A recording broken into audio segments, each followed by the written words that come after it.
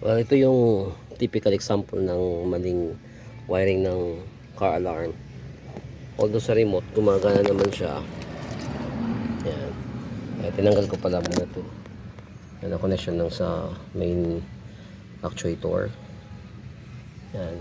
Kasi tinitrace ko kung bakit naglalak siya sa remote. Gumagana siya tulad yan. Pero dito hindi siya gumagana dito sa taas baba. Ayan. Kabit ko muna to.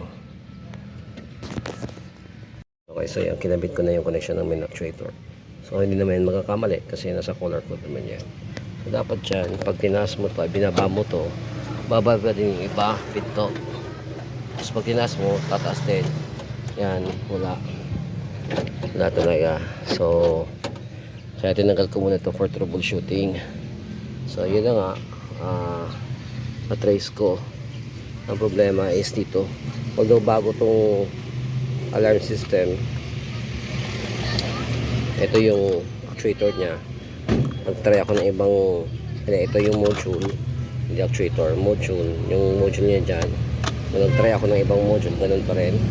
Kasi dapat dito, pag sinuplayan mo ng ground itong puti tsaka brown, maglalak-unlock na yan, mga door. So tinignan ko yung linya, mali. Kasi dito nangyari, pag ground trigger ang ilalabas ng alarm system papunta dun sa central lock module, dito sa universal na alarm module, ang kinokondem dyan ay itong orange tsaka orange na may black stripe. Ang nakakonect dapat siya na ito, ang dalawang yellow to, isang yellow pure tsaka isang yellow na may black stripe. Yan dapat ang nakakonect dito, hindi yan na orange, kaya hindi siya gumagana. Pero kahit lagyan mo, wala. So ngayon, try ko, tanggalin ko muna yung connection ng sa alarm. Ayan. Okay, so yan, tinanggal ko na. So ngayon, try natin to.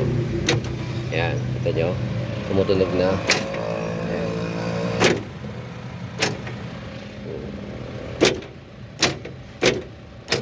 Kasi nga mali yung connection dito, kaya naapektuhan yung central lock system. Meron naman kasi yan na manual hindi lang sinusunod. So ang gagawin ko nito, tatanggalin ko tong orange na may dalawang orange na to, yung isa yan may black stripe, yan ang condem. At ang i-connect ko itong yellow tsaka yellow na may black stripe. Okay, so gawin ko muna yan. Okay, so yan. So ito, naikabit ko na yung, ang na-condemn ko na yung orange na dalawang wire, condemn na yan. Yung yellow, yun ang kinonect ko sa ground. So yan, ito, trigger natin. Yan, gumagana na. Okay, so i-connect natin ito dito. So yan, i-connect na natin kasi pinutol ko yan yan yung puti tsaka brown na yan. Ito yan, connection dito sa main harness. So i-connect ko yan para matingnan natin kung gagana na yung centralized lock system dun sa main actuator. Okay, so yan, i-connect ko na yung tama yung connection. So tingnan natin, kasi yung maling connection yun, ang nagiging effect nun ay hindi gumagana yung function ng sa main actuator, kung saan pag tinaas tsaka binaba dapat sasama yung ibang mga door. So yan, okay na siya. Yan, pag nilalak-unlock yung sa main, sasama na lahat. So yan, bumalik na yung function niya. So nangyari ngayon dahil kasi mali yung pagkakawiring ng alarm system. Kumbaga naapektuhan lang yung central lock module, kaya hindi gumana yung function na yun. Isa pa pala sa effect ng maling pagkakawiring na yun ay yun nga, palagi nagbi-blink, palagi nag-a-alarm yung alarm system dahil nga mali yung pagkakakoneksyon, samantalang bago naman to. So yan, ay balik ko ng tama.